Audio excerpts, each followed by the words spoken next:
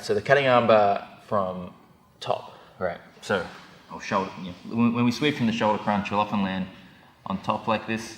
So I'm going to go through a sequence to try to finish this, okay?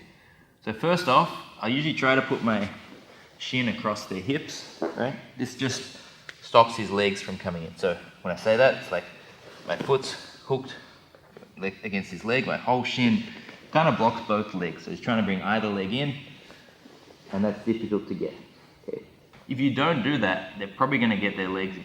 Okay. So if I try to just like attack this arm, bring your legs up, or he might trap me in the half guard, for example. So he's put me in half guard here. That will stop me being. I can no longer go for this attack, really. Okay, or at least I have to free my legs. So better if I step across the hip. Next thing though, he's going to be framing my hip here with his hand. He's going to try and push me off. Right. If he pushes me off, I'll probably miss it. So whilst I got my arms next to the head, I put my head on the ground for base, right? So if he try, like I kind of go heavy with my hips a little bit. So if he tries to push now, right, I can block that. I want to step my knee inside and over the top of this arm first. Okay. Once I've got that, I can start thinking about climbing up to the next grip. But I've killed that arm, right? So now he can't push my hips as I try to progress. My left arm is going to block his head now, keeping my right arm. I need to stop him. If he frees this elbow, that's his ultimate. Just your elbow. That's his ultimate way out, right? Okay. Obviously, if I lift my head up, yeah, he'll free his hand. As I was talking there, okay, I've lost it as well. But my head should stay next to his arm, so that's not going to happen. And I'm just like hooked in, lifting his elbow, his tricep off the ground. And he wants to kind of like, can you look towards me a bit and then suck your elbow free? Yeah. So if you put your hand like here, try and free that arm, you should feel a lot more stuck. Okay.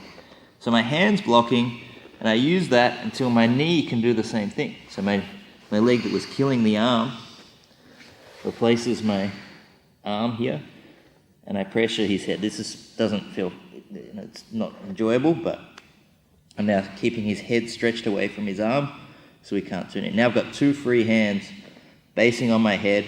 Try and move, Jaden. I can use my hand if I need to for base for a moment, but as I feel I'm starting to get stable, I work to his elbow with my left hand. I turn it so it's the right angle, and I can pull towards me here. Or if you need to, get the blade of your forearm right at the elbow. Pressure here. Okay. Sometimes you'll even feel like you can put sometimes you get like this weird angle where your head wants to push on their wrist, but if you've got it nice and tight on and there's a gap here, you can usually just, like, if I just lift my chest up, there's a little gap I can pull my hands to, which will apply the finish.